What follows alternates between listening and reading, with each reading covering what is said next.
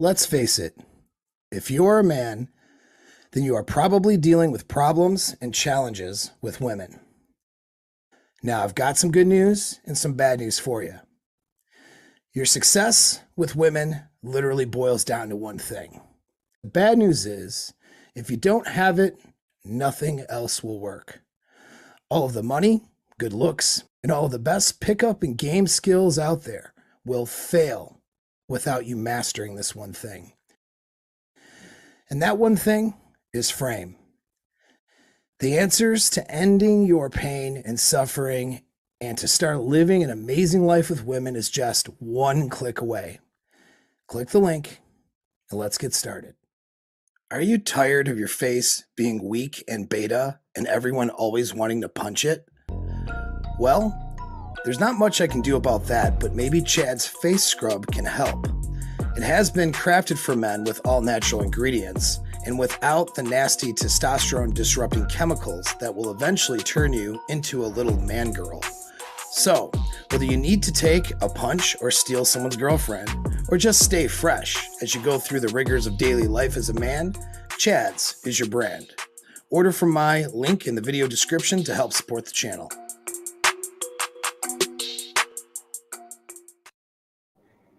All right, we are live. Hi, everybody. I wanted to come on this evening and to have a little discussion. I have just such a great example for you today of borderline personality disorder behavior. So it's not always the case that we have that sort of example that just rears its ugly head, and then we can use it and learn from it on a live stream. But I did hear, and so we're going to, which is great. Quick announcements, of course. Well, a couple of announcements, little housekeeping. If you have any questions, just throw them in the chat. Throw a super chat or a small donation so that I see them. Okay, and that helps the algorithms, and it'll ensure that I can answer your question for you. So, what's good about getting on these live streams here and watching me live is that sometimes you can get quick questions answered, get me to go off on a tangent, and that can help you out, versus trying to book a consult or get into something more substantial with me. ApexMindset.net to book anything or get into any of the courses or programs I have, particularly the the Seduction and Frame Mastermind group that is going to close. Enrollment for this is going to close Sunday. Now, when I say it's going to close, I mean we're going to regroup, kind of reorganize, see where we're at with premium memberships, because with the premium tiers, I do one-on-one consults, and then it's everything. When it does reopen, there's going to be limits. Some of the tiers will be full. If not, all of it will be full, and it's going to be at a new price point. So if you want to get in now and start to do some work with me for the next year and basically solve all of your problems and achieve all your goals when it comes to women, you'll have the skill set and the ability to do it. I mean, you'll have access to 50 plus hours of actual course material on frame and seduction, relationship management, mindset, all of that sort of thing. Pickup, of course, and getting the girls. You'll have exclusive video material only reserved for the private group. Zoom calls about once a week, depending on most weeks. And those can be a few hours long. The Zoom calls in and of themselves, there's usually a presentation, and some of the Zoom calls have been pretty solid, like worthy enough of a course. Like some people would put out for a course for maybe $300 to $600. We're covering that material in a 3-hour Zoom call, maybe. Right. So that's what happens there. Then of course, writing's a forum where if something happens, you can get questions answered quickly by myself or one of the other people in the group. And of course, we have a live event that we'll do that's exclusive for the group, as well as one-on-one sessions with me for those in the premium tier. But there's limited seating, and we close again Sunday at midnight. So this will be your last chance to get in on that. All right. So now let's talk about or get into our topic here, which is borderline personality disorder behavior. All right. And so I did a stream a little bit ago, probably I'm trying to think last week, I believe. Yeah, it was last week. We talked about some stuff and I had where's the looking for it? There it is. I had a comment from what appears to be a female, and I can't diagnose this person. And I will say I'm not talking bad about this human being. I don't know who she is. I'm not, in a position to give her a diagnosis. Okay. I don't know if she's a good or bad person. So we're not here to talk about people. We're here to talk about ideas. But the thing is, the behavior that's being displayed is indicative of borderline personality disorder types of manipulation and behavior and how they think. And she was just in a comment section criticizing the video. So I'm going to read the comment without me narrating or, other than what I just said, putting any qualifiers on it so you can hear it by itself. And then I'm going to go back and I'm going to break it down. The reason why I'm going to do it that way, well, you'll see why, okay? Because I want to see if you recognize some of the stuff without me having to say anything about it. All right. So her comments on my video, and the video was traits of BPD and why she will never really love you. All right. That was the video. It was actually quite a few weeks ago, I think. And so her comments, and this is something I caught. This is actually not that recent. I guess she had commented about a month ago and I just now caught it. She wrote, I have to say this video and the comments are quite grossly misinformed. I'm sorry to anyone who has had a bad relationship with a partner with BPD, but not everyone with BPD is like this. And putting everyone with the diagnosis into a box is very ignorant. There are people who exhibit all of the behaviors you mentioned in the video without having BPD, and there are people with BPD who exhibit none of them. It's not your responsibility to help or even associate with those with BPD if you do not want to, but it is just common courtesy not to be horrible to them. People with BPD are people, ! Stigma like this is why so many people are afraid to reach out and get help. Even though BPD is highly treatable and has a high rate of remission. If your partner happens to have BPD and is abusive, then yes, break up with them! But people with BPD can be fully capable of thriving in healthy relationships, despite what this guy, me of course, is saying. So don't abandon your partner just for having BPD. I don't know why we're still generalizing groups of people in 2020 as if it's correct. If anyone is interested in learning more about BPD, I recommend watching videos from doctors and also firsthand experiences from people living with the disorder so you can get an understanding for how it works. Might give you a different perspective! Much love. Okay. All right. So that is the comment. All right. And I had a response back, but we'll go over it in this video. All right. Now, what are your first impressions when I read that? That's a question. When you look at it, it seems kind of very almost reasonable, right? Like a reasonable critique in a way. So that's the thing that we'll say that's what will get you, whether it's NPD, narcissist, or borderline personality disordered women, or men for that matter, like in terms of narcissism or antisocial. But we're going to stick to BPD and women for this topic of this conversation, is that they can sound very reasonable. Okay. And it's like it'll short circuit sometimes the logical part of your brain. You're like, oh, well, and you'll start to take them seriously, like their opinion is a serious opinion, because it can sound very socially acceptable and reasonable. They're very good at masking social themselves and having, social behavior that can be appropriate or fitting when they're in a manipulation mode. Now, obviously, when they're having their emotional fits and being emotionally unstable in relationships and, devaluing you, maybe calling you names, maybe, destroying property, maybe, just having this unreasonable and outrageous response behind closed doors, of course, they're not interested at that point in what they're looking like to everybody else. But what's interesting is that same person who's borderline personality disorder, she can be screaming at you behind closed doors. And then as soon as those doors open and she's susceptible to social repercussions, she can flip that very quickly and sound like the reasonable person.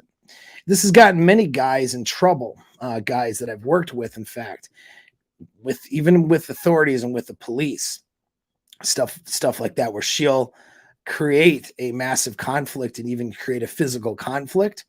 The police get called, the police arrive, and now she is the sober, reasonable person. And of course, the guy who's not being manipulative, he's being emotional maybe, but not manipulative. The guy who is a normal person and who isn't someone with a personality disorder, he's unable to act reasonable. He's not, I mean, he's acting as reasonable as he can, but he's obviously distraught and upset. And then she is this sober, reasonable person. And then he looks like the bad guy. Happens a lot, happens all the time. Narcissists, but particularly BPD women, can be very good about this. So you'll notice that she's very careful to not attack me like by name calling or having that emotional response here. Now, that's because she's able to be calculated. Now she starts to not get what she wants. And like, let's say there's a situation where it's not just in YouTube comments, but it's, out in the street, let's say, or in person. And this person's somebody I'm in an interaction with. She starts to not get what she wants. Well, now you'll see other tactics, but her reactions. Now, I'm assuming, because I'm going to just play like she is a BPD person, even though I don't know that for sure, because of the nature of her message and because it's so fitting with BPD strategy that it's too convenient for me to not use this as an example. We'll put it like that. All right. And these examples are good to see because you can get yourself in trouble with these women and lose yourself and question yourself and your own sanity, because you're dealing with somebody who can play the same person when it suits her and when she can manipulate the situation. And then, of course, she'll be insane later and it just will go back and forth and oscillate. It's like, what a fun, wild ride. And so I'll show you how I cut it off. All right. You cut it off by not tolerating any of it, and literally with complete savagery. Now, when they don't get what they want, that's when you'll see other behaviors. Perhaps the name calling will then start happening, or perhaps the insults or whatever. Okay. But it starts off like, I'm the sober, reasonable person. And then other people who are outside observers, because they don't understand how personality disordered people act and how manipulative they can be, they don't know who's wrong either, right? So they could, you'll have, this is how the smear campaign can work against you when you're dealing with a narcissist or a BPD chick, because she can get your friends or other people to turn against you. Bystanders and outsiders will confirm her perceptions and beliefs, will confirm what she's saying and say that you're wrong because she's presenting things in what seems like a reasonable manner. And most people on the outside too aren't really thinking too critically or deeply about somebody else's problem or situation. So all they're noticing is the cues and the emotional cues of, I'm the stable, sober, reasonable person here, and therefore this other person must be wrong. But when you dissect what they're actually saying and doing, you find out, which we're about to do now, you find out that nothing could be further from the truth, and the person is actually very manipulative and essentially in a way, a crazy person, right? All right. So first we'll start. She says, I have to say, so we're going to break it down. I have to say this video and comments are quite grossly misinformed. I'm sorry to anyone who has had a bad experience with the partner with BPD. Okay, so she starts off with the apology to anyone who's had a bad experience with a partner with BPD. So that is to win you over. It's a manipulation technique. It's to win your favor. You see, so if I say, well, I'm sorry for anyone that's done this bad thing that I've done several times or whatever, I have sympathy for you thing. It's a technique. Okay. So guys who are, reading her comments and other people who are sympathetic to men who've been in BPD abuse relationships or guys who've been through that, they can identify with, oh, okay, this person has sympathy for me. She starts off with this apology, but there's not really any sincerity in this apology, because if there were any sincerity to it, then she wouldn't be posting this in the first place. You see, the video that I'm doing and that I do is not to demonize people with mental disorders or people who are diagnosable, right? If a BPD person goes and gets the help, which I've said can happen, although it's a very small percentage, and we'll get into our point about that a little bit later, then they're not included in the criticism that I'm giving in the video. The video is for men to avoid toxic women with toxic patterns. And also for some of these men to learn how some of these patterns develop and think so that they can get out of those types of relationships or recognize the patterns for what they are. That's the purpose of the video. The purpose of the video is not to isolate and talk about BPD people that are getting help and that are not exhibiting the abusive patterns. All right. And anybody who understands, like, if she was somebody who, let's say, had gotten help and doesn't have BPD traits and, that show up where she's abusive to others, would understand that and wouldn't even think to criticize this, because she doesn't identify, like, a BPD person who's gotten help and has their disorder in remission and under control isn't somebody who's going to be upset at me talking about things that those who are abusive partners do. Like, think about that for a minute. Let's switch, in fact, the criticism that she says and say, let's say I was talking about men who beat the crap out of women, like men who have mental problems who just beat up women. So if you have a guy who's on his, put two of his last girlfriends in the hospital and is with a current girl and has beat her up a few times, imagine then somebody coming into a comment section after me, let's say, advising women how to get out of those situations, warning signs to look for, so on and so forth.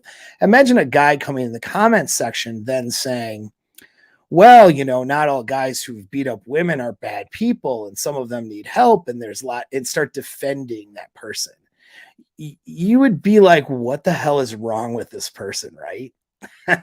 And you should be, okay? Because if there is a guy who had abusive tendencies or had been abusive and had gotten help and genuinely got help for, whatever things he had going on that caused him to do that, and genuinely felt remorse and didn't have a tendency to do that again to future partners, that guy wouldn't be critical of somebody saying, hey, here's some warning signs. In fact, that guy would say, yes, in fact, I agree. Those are things you really need to look out for, because, I used to have problems and I did some bad stuff in my past, and I would never want somebody else to go through that again.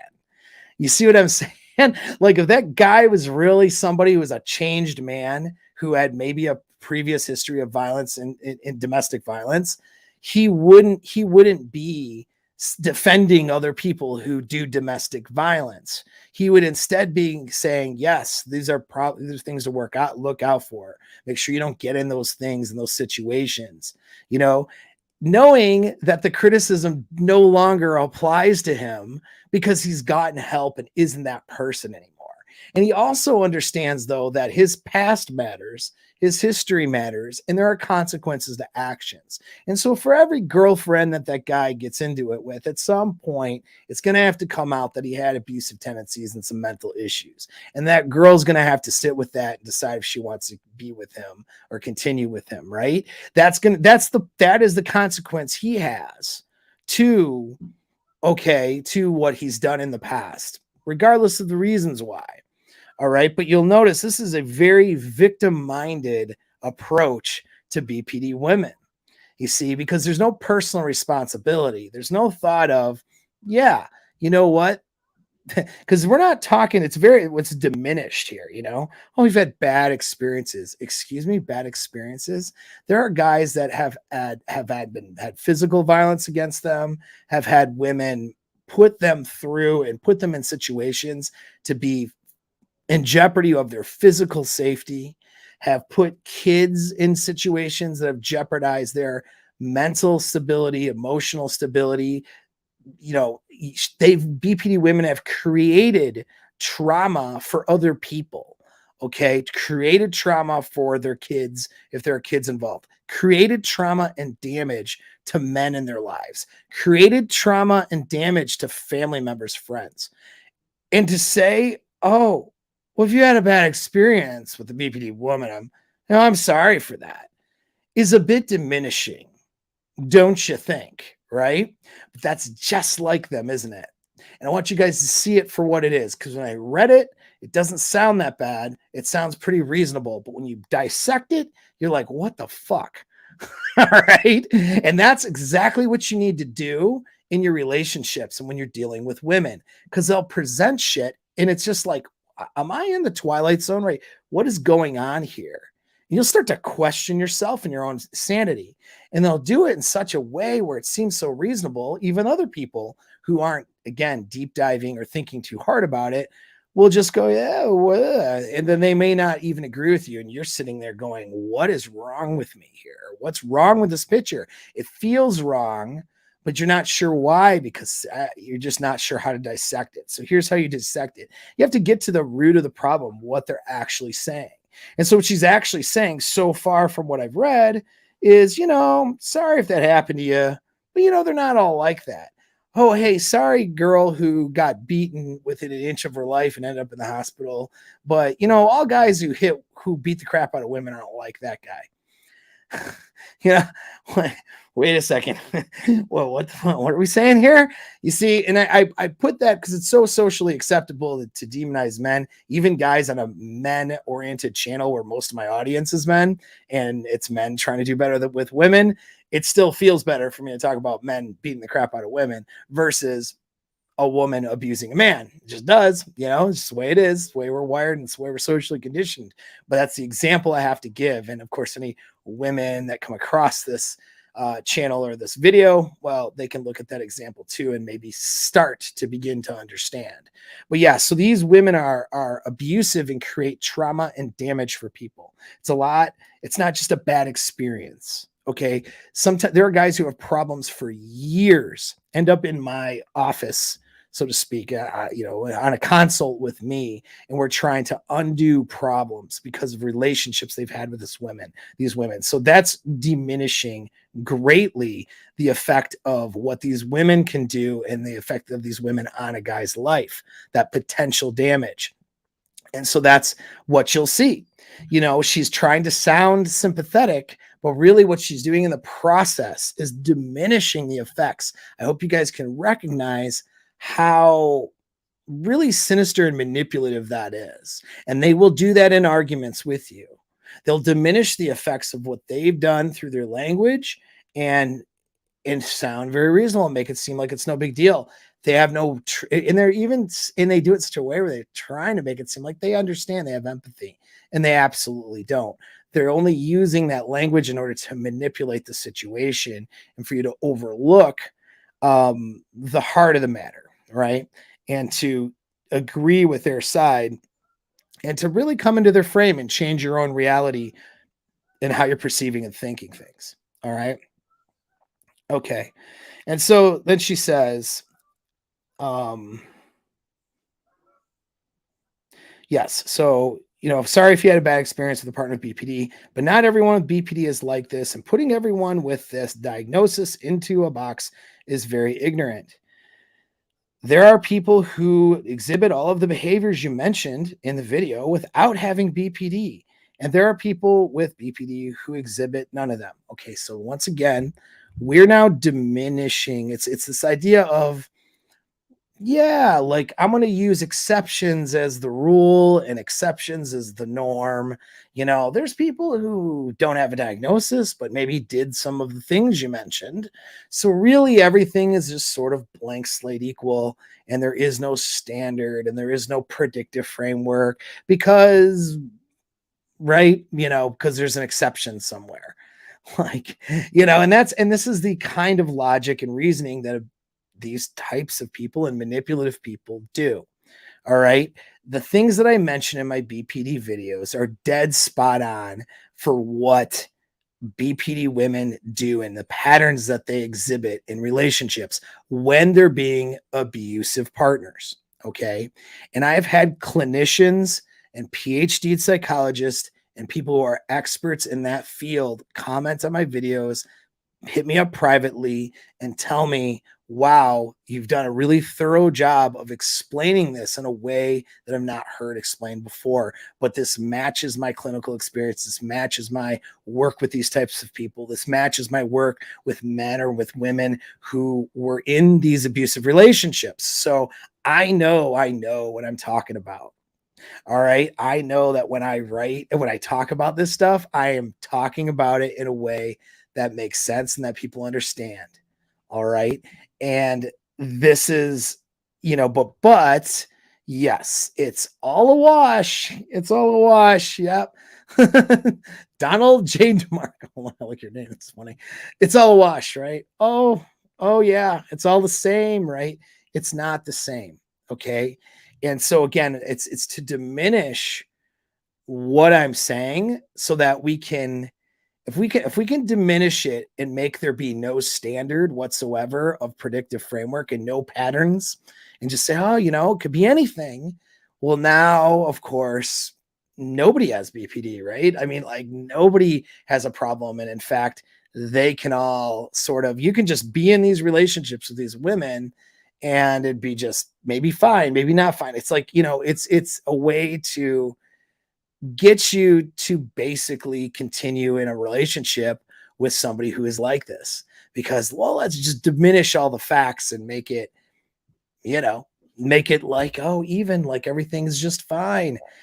Yeah, I may be the smartest one in Rule Zero, but John Modern Life Dating is the coolest member of Rule Zero. Definitely. He's one cool dude. What's up, John? Love you, man. I'm glad you're here. All right. So, at any rate, so that's a strategy that they do. Notice how it's happening here in the language, right? So let's keep reading here. It's not your responsibility to help or even associate with those with BPD if you do not want to, but it is just common courtesy to not be horrible to them. All right. So again, yeah, it's okay. You don't have to do this if you don't want to. Well, of course, we know that, right? But okay, being horrible to them. Never in any of my videos did I say to be horrible to anybody. And in fact, even the BPD abuser, the advice I give is to get yourself out of the situation, but to be benevolent to them and to point them towards help. And so there is no such thing as you're not being defined horrible. Horrible is a container word. What's horrible? Breaking up with them because they're abusive. Would that be horrible? Not being willing to sit and let them go through therapy and pretend they're getting help when they're not, and to continue to be on this roller coaster for them for the next number of years. So to fuel this abandonment fear that maybe this person has, would that be horrible? Like what are we talking about horrible here? See, that's a container word. And that's what horrible is not defined, because I certainly didn't say, light up a torch and go attack, go picket people's houses who might have a BPD diagnosis, right? I never say ostracize BPD women who have a diagnosis, don't let them have jobs, and don't let, you know what I mean? Like there's none of that kind of, what kind of horrible, I'm not saying go murder anybody or go do bad things, or, you know, like there's no, what do we mean by horrible? Because let's compare it to what BPD abuse looks like and the damage and the trauma that creates to families, to children, and to men. Okay. And so, yeah, that I would define that as horrible. All right. That's pretty horrible what they tend to do. So we need to define horrible here. But she's saying what? Avoiding an abusive relationship or getting out of one is being horrible to a BPD person.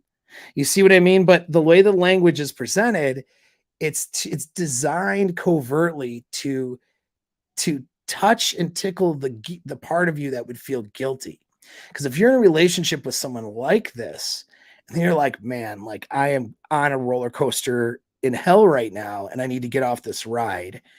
I need to get out of this. Like this is, you know, and your emotions are drawn to this person and you feel bad and all this. Oh, all I have to do is use language like this and it keeps you in. They play the victim ever so subtly. I'm being horrible to BPD women now by advising you men not to get in relationships with abusive women who might have that diagnosis or displays those traits. Do you see what I'm saying? Like what? All right. So that's the insanity that we're dealing with. And then they get you to feel bad for them, and then you end up sticking around. So I hope you're recognizing what this looks like. All right. Then she goes on to say, people with BPD are people. Again, back to stimulating that guilt for you. I don't know, maybe not wanting to be around someone who's abusive. Stigma like this is why so many people are afraid to reach out and get help, even though BPD is highly treatable and has a high rate of remission. We're going to get into that rate of remission thing here. Actually, we'll get into that right now. So, yes, let's talk about rate of remission. But again, so it's not because the BPD person has a disorder that is destroying her own life and destroying the lives of people around them that should be the catalyst for her to get help. You know what I mean? That alone isn't enough to get her help. We need to instead coddle them while they abuse us along the way, you know, to go see somebody and try to get help, right? Like, oh, the reason they're not getting help. And do you see the sense of entitlement and lack of personal responsibility just in that language? The reason they're not getting help is because of the stigma, not because they're fucking crazy. Okay. And in a demonic way, in a lot of ways, with many of them psychopathic and narcissistic traits, right? Many of them literally human predators. Okay, is this everyone with a BPD diagnosis? No, but this is a large percentage, and I'll get into the data on that here in a second. All right, it's not because they're human predators and they don't give a fuck, and that's why they're not getting help. That's not the reason. It's because of the social stigma from guys like me. You see what I mean? See, instead of attacking me like whatever, which would be, I don't care if she does or doesn't, but if she were to personally attack me or whatever, you see how that wouldn't work so well, and you wouldn't see through the bullshit. You'd see through that bullshit, but instead it's, you know, nope. You know, it's don't have this stigma. This is why they can't get help. Like, and so that is just, you know, that is just the logic and the reasoning. They're always looking for that angle to blame someone else for the problem. Now, there are women who do this without having a diagnosis. There's some guys who do this too. Okay. It's very common with women because of social conditioning, but it's real to a special level with someone with this diagnosis. Okay. And I want you to see how that shows itself up. I forgot to put this in the what you call it, the description. I will link this article for those who are interested in nerding out and reading it.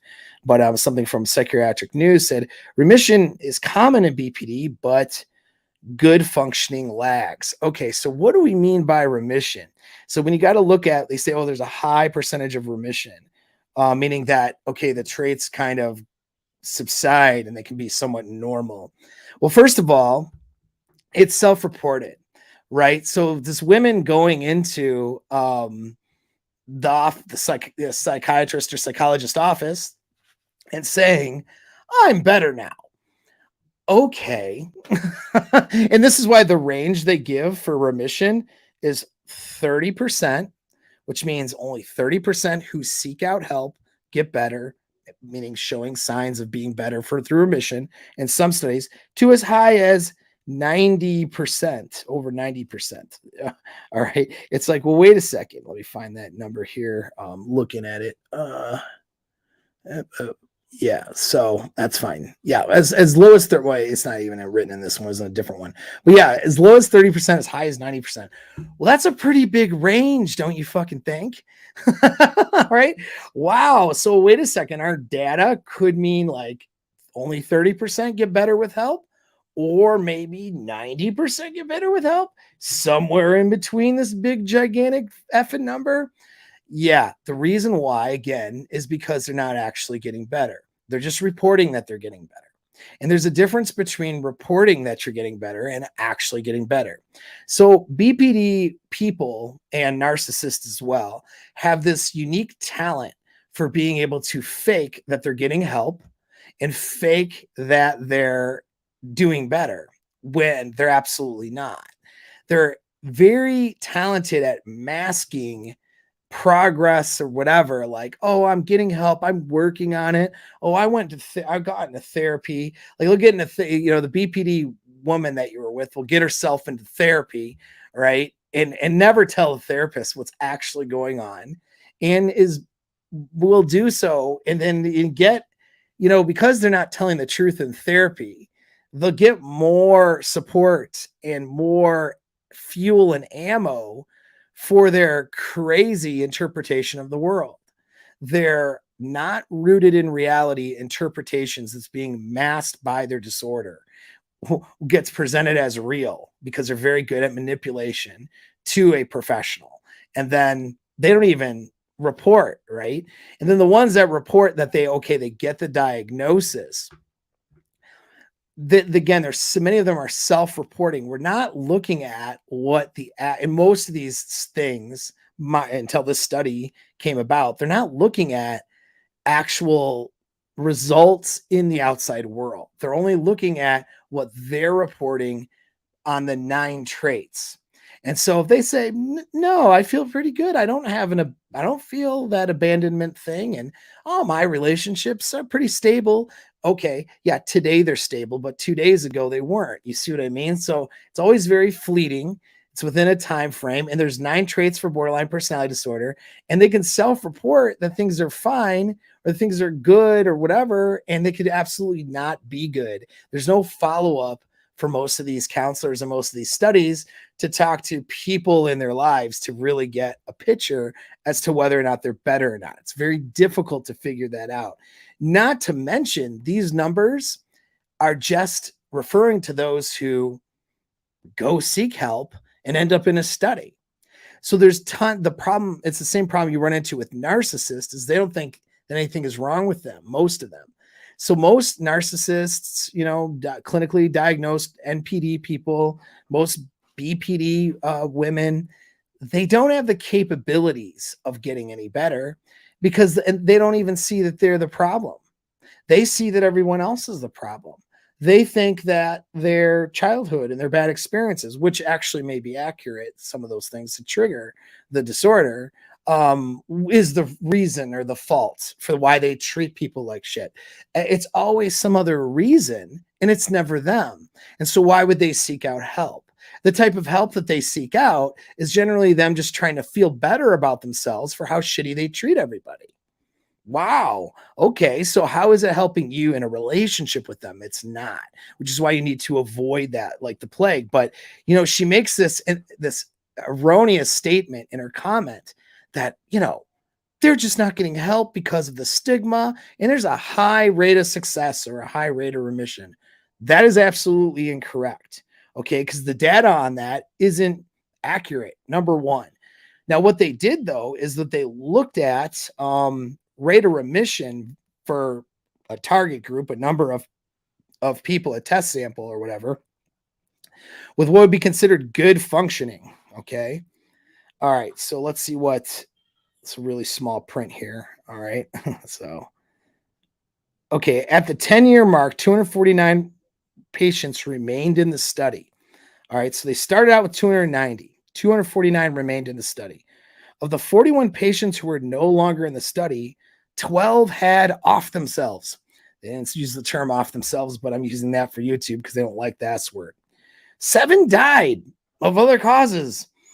Like, what? 9 discontinued their participation. 13 were lost. Couldn't find them. All right. So already a good portion of the people that they tried to study and get help just actually off themselves or completely went off the reservation. So far, not so good as far as somebody being able to get help as a prognosis. All right. And they continue. Recovery was defined not only as remission of symptoms, but as being able to function both socially and vocationally. Social functioning was defined as having at least one emotionally sustainable relationship with a friend, a spouse, a partner, or a non-blood related individual. The only criteria in this study was for them to be considered in remission was to have one successful functioning relationship, as well as a report of the symptoms having gone down, so they no longer fit the diagnostic criteria. One relationship. You're a friend, could be a girlfriend. All right, doesn't even need to be a romantic relationship, could be a casual friend that she would need to bring up and have that person report as having this one functioning relationship. You know what they found out though in that study? 1 out of 2. All right. So 50% were able to be considered helpable after a time in therapy. 1 out of 2. So this girl, according to that research, that girl that you were a BPD girl you're with, and you're wondering if she has capabilities of getting help, according to this, it's 1 out of 2. And the only criteria was that she had to have a freaking friend. She had to be able to say, here's my friend. And the friend had to go, hey, we're friends. Okay, cool. You're in remission. You're good. All right. One friend. And one friend was the only requirement. And only 1 out of 2 could do that. And you're going to tell me that there's a high rate of remission. Therapy works for these people. No. All right. No, it doesn't. And this is only 290 people who volunteered for a study and who accepted that they had a diagnosis. What about all the other people who don't accept or didn't accept the diagnosis, right? Who don't accept that and don't even show up for help, which is probably the person you were dating or are dating. So that's my point about remission. There's we don't have the exact numbers. We can't really define it because they're not coming in for that help. But yeah, the prognosis isn't good. Now, as I've said in previous videos, it's a spectrum. There are some women that can get help with BPD, and they do, and they manage to function. Usually dialectical behavioral therapy has been successful, as well as some other things to work on, deal with the trauma, and it's constant work and they have to do it constantly.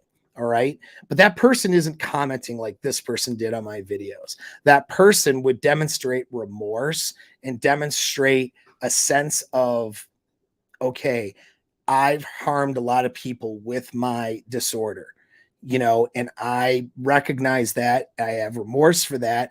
And I would definitely not want another person to get in that kind of relationship.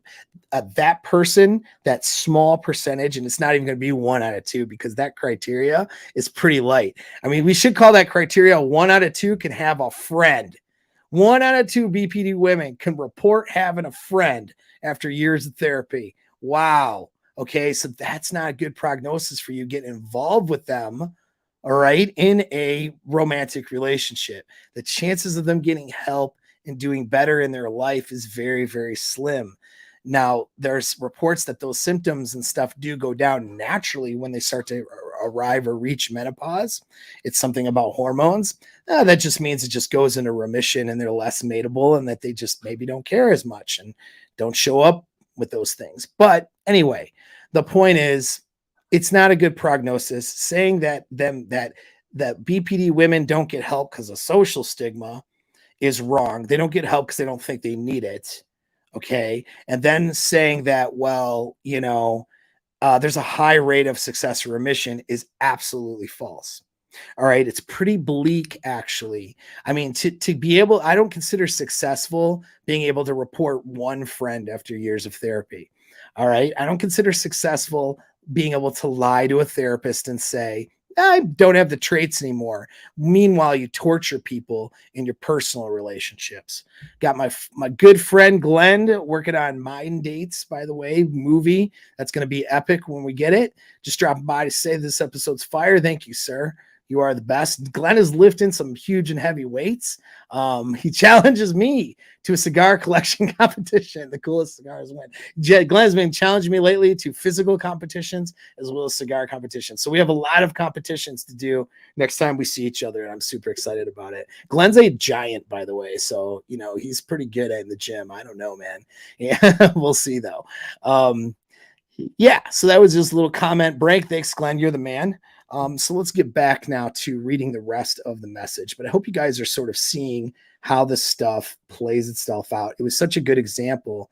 I just couldn't let it go. Okay, so finding the spot here. If your partner happens to have BPD and is abusive, yes, break up with them. Again, it's identifying and having that sympathy in order to then, it's called matching, mirroring, and then they're going to steer you to their point of view. But people with BPD can be fully capable of thriving in healthy relationships, despite what this guy's saying. So don't just abandon your partner just for having BPD. So you see how that happens there. And this is a technique. It's a technique that can be used for good things, actually, sales and persuasion in good ways, but it can also be used for manipulation. And it's described as it's defined in NLP, as basically mirroring, matching, and then leading. And so she's going to mirror and match the point of view that, hey, don't be in an abusive relationship. If you don't need to be with someone with BPD, I totally understand. And then there's the but, right? The but is, but these women can be helped, and don't just abandon them. And see, that's part of the traits too. They're always looking for an angle to avoid that abandonment. And you can see it playing itself out in this language. Don't just abandon them just for the disorder. And you see what happened there. It's diminishing the effects of what these women do to their partners and to their families and to people, right? And then saying, well, now don't just abandon them. For that, you have to have sympathy and empathy for them, blah, blah, blah, and making you feel bad, right? Identifying with, oh, yes, you shouldn't be in a bad situation, but then making you feel bad for getting out of it. And you see, this is what they do, right? And some of you guys are seeing it. Some of you guys recognize it right off the bat, and I'm happy about that. Okay. And that's good. Wayne's got his cigars. So, and 8-Man says Paul really turned his life around. Yep. Man, I do what I can, bro. It's like, anyway, that is funny. All right. So where are we at here? Okay, so then she writes, I don't know why we're still generalizing groups again. Now we're going to shame you. Okay, shame you for protecting yourself from abusive women. Generalizing groups in 2022 as if it's correct. Anyone who is interested in learning more about BPD, I recommend watching videos from doctors and also firsthand experiences from people living with the disorder so you can get an understanding for how it works, might give you a different perspective. Much love. Okay. All right. Again, it's trying to cloud and fog. Basically, it's fogging, right? She's trying to fog and cloud the points and make it, wonder, I got my lights here is try to, let's see if I can do close up, extreme close up. See, it was sunny before, the sun was coming down, so I had to got this beautiful view here. And, there we go. Got better lighting now, slightly. Now I can let the light come through a little bit. All right, so got this beautiful like sunset with the lake in the background. You guys can't see it, but man, it's pretty good. So yeah, so that's a fogging technique, right? It's like, okay, like, you know what?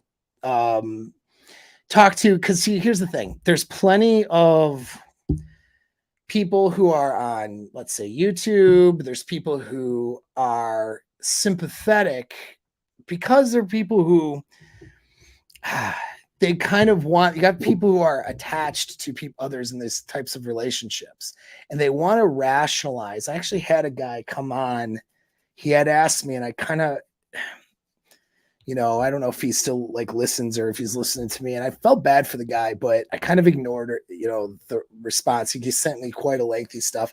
I get a lot of messages too, so I miss stuff, man, like sometimes, but he wanted to come on my channel and have me interview him about how he stays in this BPD relationship and how he handles this BPD person who, by all evidence, isn't getting any help and isn't changing anything about herself. And it's like these guys who are addicted to this abuse pattern, because that's what happens, right? You have people who are addicted, right, to abusive patterns. And what they do is they want to make bad decisions and then justify the reasons why.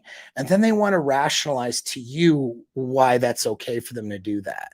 They want to tell them this story and then give you the rationale. So you go, oh yeah, I understand why you're doing it. And their hopes is that they could get other men.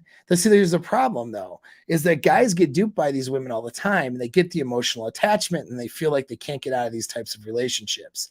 And so these types of people, right, who are justifying what they're doing, which is being in a toxic and abusive relationship, think of it again. You can always flip it into the other way. It'd be like the woman justifying staying with a guy that beats the crap out of her. She gets beaten within an inch of her life several times, and then she decides to stay in the relationship. The guy's not gotten any help, of course, isn't changing anything. And yes, she's going to stay in the relationship and then justify why she's doing, and then try to give you tips and tricks on how to handle this abusive person. It's a terrible thing, right? It's a terrible idea. I'm not going to sit here and support men being in abusive relationships and give them the techniques to stay in, right? That's not what I'm here for, guys. Like, so if you're somebody who's trapped in the abuse cycle, we can talk about getting out of that and protecting yourself and changing the addiction that you have to this person and these types of people. But what we're not going to do is give you a platform to talk about how you can make stupid decisions and justify the reasons why and have better techniques to make stupid decisions, and then tell other men who are struggling with this and are literally addicted to borderline personality disorder partners and to abusive partners, tell these men who are addicted to these partners, that this is okay and that you can have your addiction and it'll just be fine because you can have a few techniques, that'll make things better and make you able to handle it. No, that's not how it works.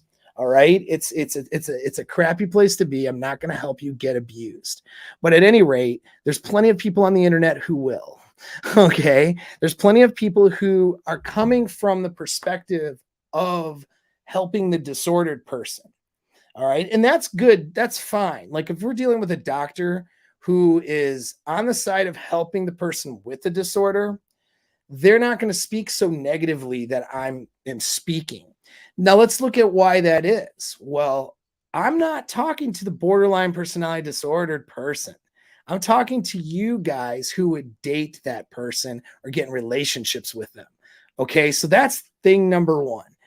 The number two, I'm not talking about every borderline personality disordered person, that particularly the ones that the small percentage that could go to the doctor and get help. I'm talking about the larger percentage that won't get help and that are going to get into a relationship with someone like you and then put you through an abuse cycle, throw out, have a kid with you and pregnancy, dupe you, marry you, take half your stuff, maybe cheat on you, right? All the things that can happen with these people with these types of disorders. I'm giving you the warnings. I'm not dealing with the person with the disorder. So she wants to redirect you to listening to a doctor who's not even talking about all of the BPD women out there, because he's the ones with psychopathic and narcissistic traits that are too far on the spectrum of never getting help. He'll never talk to those women. He's talking to a small subset, okay, of women that could get help. And then that's his audience. And that's fine. The women that are willing to go get help and struggle and deal with their struggles and take responsibility for it, hey, I have all the sympathy and empathy in the world for those women, and I support them to go do that and to be better people. But what I'm not going to do, though, is then give them a pass for everybody that they've damaged and abused. They have to own up to that shit, just like anybody else should. You know what I mean? And that's just the way it is. And I'm not going to advise men to go be with someone who's not capable or ready to be in a relationship. Whether that's somebody who's crazy BPD, or that's somebody who with no diagnosis, who just has, bad patterns of behavior and is unwilling to change them. And certainly even a woman like who's, let's say, BPD that could be capable after some help, if she's not there yet, she doesn't need to be in a relationship with somebody fucking them up, until she gets there. So it's a wash, and it's a really good test too. Because when I talk about these things, if a BPD chick is going to get defensive and get upset because I'm advising men not to date abusive women, then that's a telltale sign that she probably is still an abusive person. If she's going to use all the rationalization methods and manipulation methods that this woman chose to use in her comment, that's a big red flag, isn't it? And so that's all I wanted to share. I thought that was and I see we'll get into the chat here a second, but I thought that was just too good of an example to not share it, because you guys can see in full writing the tactics that are being used and how reasonable it can seem at first when you're looking at it through a different lens and when you're not ready for it. But when you really look past it, look through the bullshit, look through the essence of what they're trying to do and what they're trying to say, you can recognize it for the manipulation that it is, and then you can avoid that, right? And not get yourself caught up in that situation. So we got ourselves a super chat right here. Thank you, Alan Webb. I appreciate it. You're the man. I abandoned my blue-pilled, tattooed, go-go dancing ex that was somewhere on the spectrum because she blatantly stated that she already has her abusive ex-boyfriend lined up to replace me if I didn't fix us.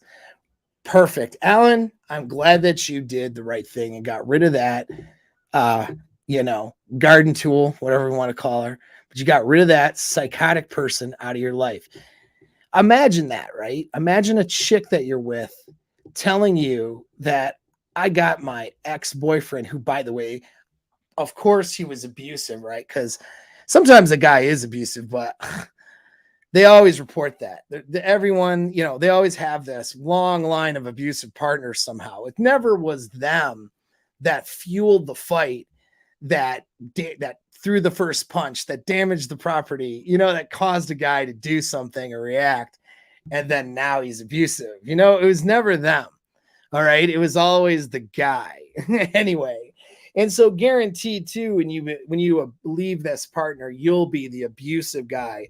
You'll be the villain in her story for the next guy most of the time, right? And that's just the way it is. And sometimes, guess what? It's good to be the villain in the story. And I'm glad you're out of it, man. Thank you for the super chat. And see, these are the stories we need to hear. We need to hear from men who, got out of these situations. And back to my frame and seduction course, there's guys that are in there who are getting over breakups.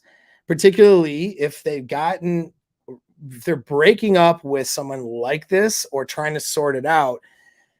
That's actually still a good program for you, because having frame and seduction skills, there's a mindset component to that. All right.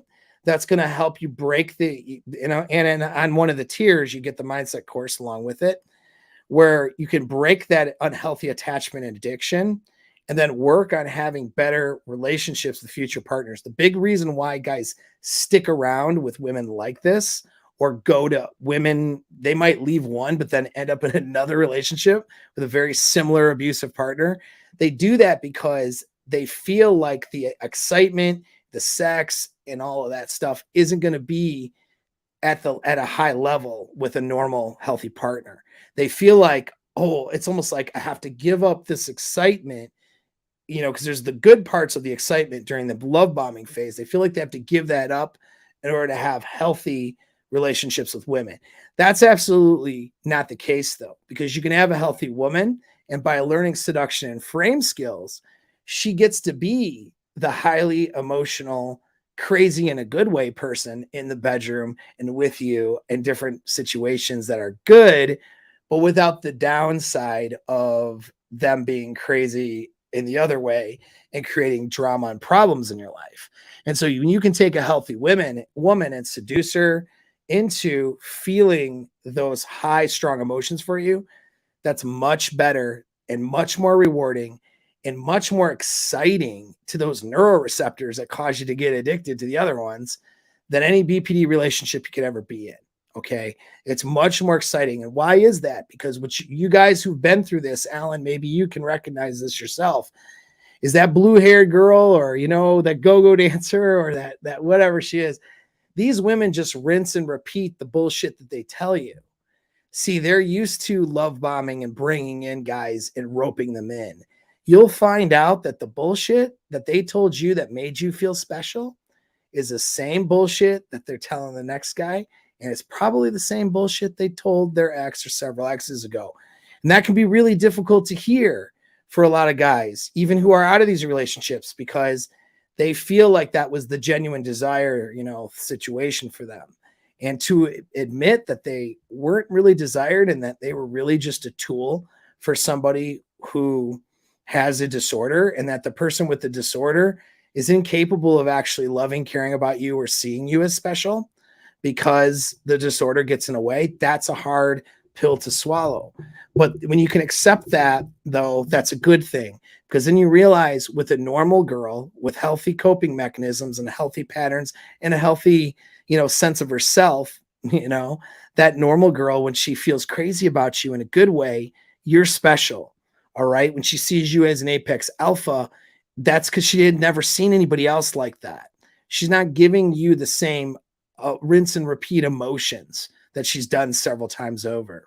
And so it means a lot more, right? And so, yeah, that is the stream for today. So thanks again for tuning in. I thought this was a useful and helpful conversation. Do not entertain these women, okay? And they're not even good plates, man. They're not even good to date, all right? Because they're just going to create complications and problems in your life. And so, again, if you're getting over this, or if even if it was several girlfriends ago, if you've been through this before, it may do you some good to, at the very least, explore the mindset course, which is a buy and keep. It's not a high price point. It's a tons of material just to work on anything you might have going on, that could get you in the way of having healthy relationships in the future, or get you in the way of, of picking a better partners. All right. You got to work on your inner game and your mindset, but we can do that together if you do make that call, make that appointment for that interview and free consult for the frame and seduction course. If if you're a good fit for it, we can do it there. And that's all I got. Thanks again for tuning in. Have a great rest of your week.